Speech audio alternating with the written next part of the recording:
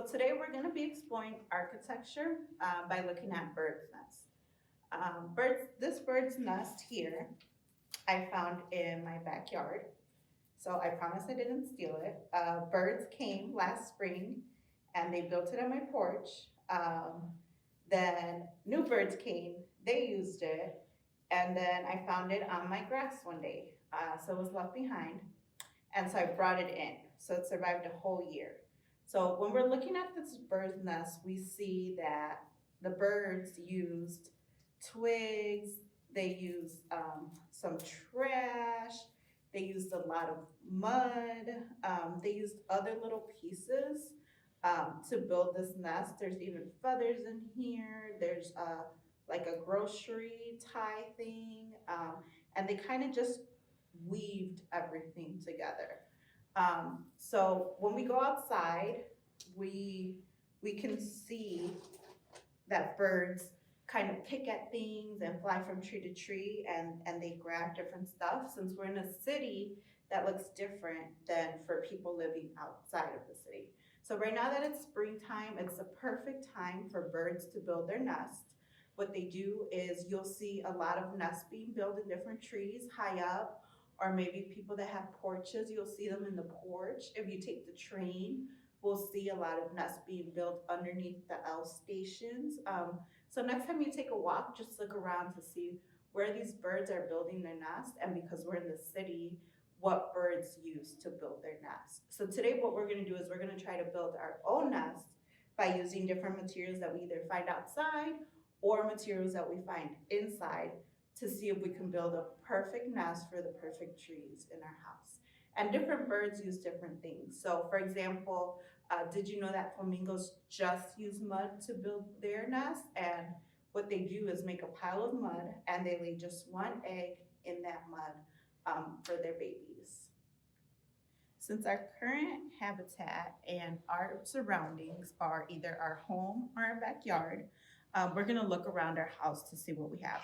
So you can use paper scraps, you can use napkins, if you have pipe cleaners, if you're lucky enough to find feathers, little pieces of trash, straws really helped, and of course like tape. Or if you wanna do even better, you can go outside and you can look for twigs. The trick to this is that they bend. So when we see the original nest, we see that the birds just kind of keep wrapping, and that's their technique. So as they're being architectures out in the real world, they think, let's wrap this around so that we can protect our eggs in there, right? So if the wind comes, we know the eggs aren't gonna blow out. If it rains, we know it's gonna be strong enough to hold it in.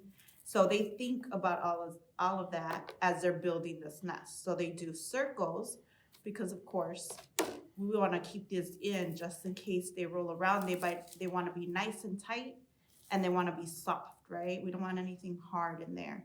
So let's think about the bird and the bird being an architect and what he does or they do to build this nest. So we're gonna put on our architecture hat and we're gonna think about the materials we need. So do we need something that bends? Do we need something that's soft? Do we need something that we can layer up and build up and use tape to hold it in? Or if you wanna go the extra route and bring in some dirt and make some mud to make some clay, that's even cooler.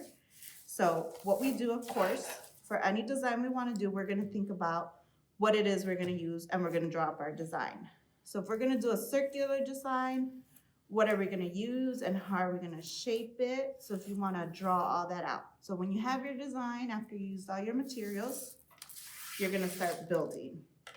So it's up to you what you wanna use. I started experimenting with straws. I use tape, I use paper, I threw in some feathers. You can do it whichever way you want, and I was kind of like wrapping the paper through here and kind of weaving it through with the tape. So you can build whichever way you want, and you can even have a competition if you have any brothers or sisters or with your parents or your adult in your life and see who can build a better nest.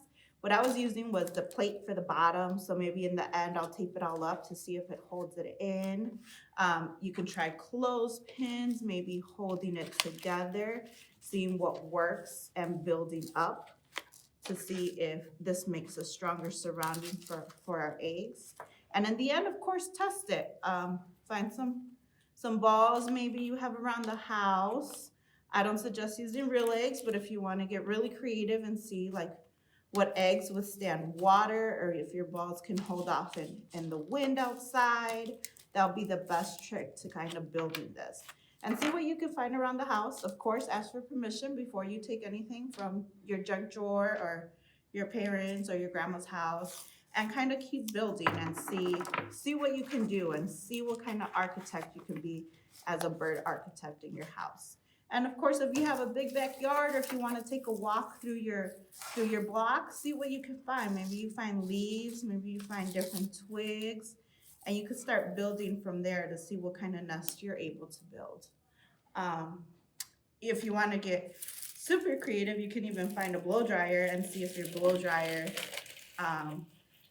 has strong enough power when you blow on it to keep your eggs in the nest, to see if that works.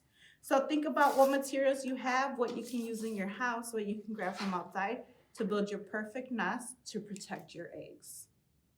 So be sure to share your designs through our Facebook page, hashtag us, or share it to your local librarian, and maybe we'll show you off on any of our social media pages to see what you created with your bird's nest.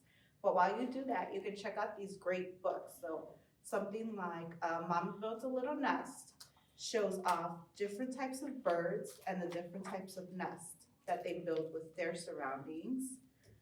You can check out Robin Boyd Architect, which takes us on a journey of different architects, different architectures, and how to build a perfect nest through different designs.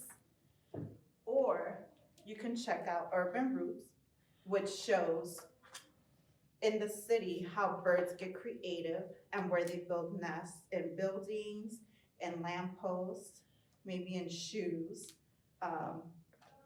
And this hits our home just to show us where birds build nests in the city.